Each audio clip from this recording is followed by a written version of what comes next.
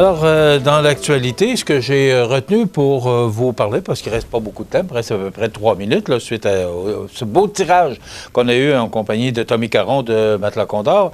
Pierre Poilievre sera à Rivière-du-Loup, c'est organisé par notre député. Et là, avec ce que M. Poilievre a dit hier, qu'il ne donnerait pas une scène pour le tramway, ben, je ne sais pas s'il va y avoir du monde, mais ça a réagi fort concernant cette affirmation là, de M. Poilievre qui a dit que suite à tout ce qui s'est passé cette semaine concernant ce projet-là à Québec, il a dit que lui, il croyait plus au troisième lien et qu'il ne donnerait pas une scène pour le tramway.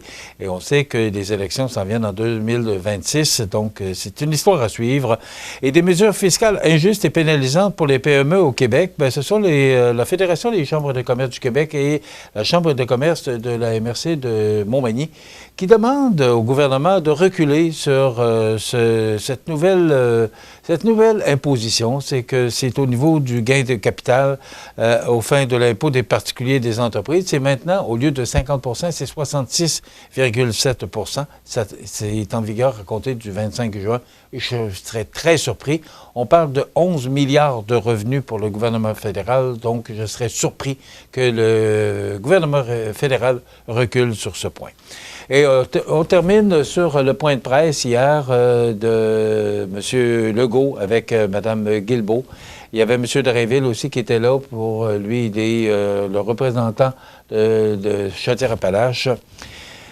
On écoutait hier, là, puis on a de la misère à se faire une idée. Là, on va y aller pour la première partie du tramway. Mais il n'y a pas d'échéancier, il n'y a rien qui nous indique là, quand ça va commencer. Pourtant, la Caisse de dépôt et placement infra est prête, elle l'a mentionné au bulletin de nouvelles de M. Savard de Radio-Canada. Il a dit, nous autres, on est prêts demain. Mais hier, on n'a pas senti là, que le mandat était officiellement donné. On dit, on va y aller pour la première partie. Ils n'ont pas embarqué dans l'histoire du tunnel qui relierait le tramway de Québec à Lévis. Et là, ben, il a été question du pont de Québec et j'ai écouté un reportage à Radio-Canada hier.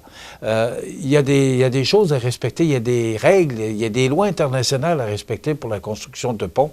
Et si on faisait un pont à l'ouest de l'île de l'Orléans, il faudrait que le tablier soit, du moins c'est ce que j'ai compris, à 120 pieds de hauteur pour laisser passer les bateaux. Ça n'a pas de bon sens. Je ne sais pas où on s'en va avec ça. On va suivre ça de très près pour vous et on va continuer à en parler parce que, pour nous, un pont qui relie la rive sud à la rive nord, c'est primordial pour notre région. Alors, on va suivre ça avec intérêt. La semaine prochaine, lundi, on aura pour vous la chronique de livres avec Claudine Landry. Et il y aura une entrevue avec Nicole Robert de la Chambre de commerce. Bonne fête à tous les papas pour la fête des pères de dimanche. Dans quelques instants, les avis de décès. Passez un bon week-end. On se retrouve lundi pour une autre émission d'information.